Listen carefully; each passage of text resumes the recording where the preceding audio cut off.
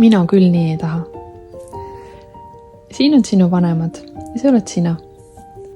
Vahest on nii, et vaadates oma vanemate ja vanavanemate elu peale, me mõtleme, et mina küll nii ei taha, mina küll niimoodi ei tee.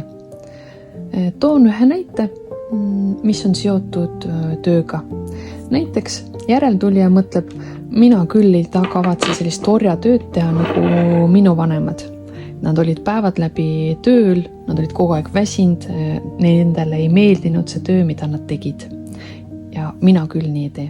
Ja sellega, et sa ei ole nõus nende valikutega, nende saatusega, sa justkui lõikad läbi energia ja elujõu. Jah, siin on võib-olla nende raske saatus, kuid mõtle selle peale, mida kõike head sa saaksid oma vanematelt õppida ja kaasa võtta oma ellu, milliseid ressursse. Võib-olla nendel on oskus pühenduda, võib-olla nad olid väga lojaalsed oma töös. Ja võib-olla nad oskasid seada ka piire, et töö on töö ja eraelu on eraelu. Ja nii sa saad raskuse jätta neile.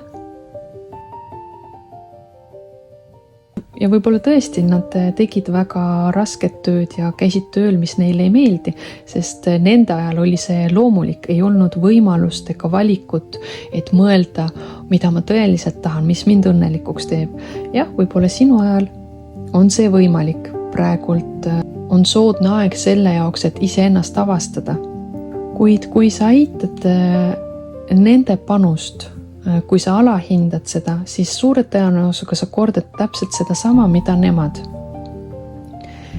Kuid vaata nende poole ja ütle järgi, kallid vanemad, ma nõustun teie valikutega ja teie saatusega.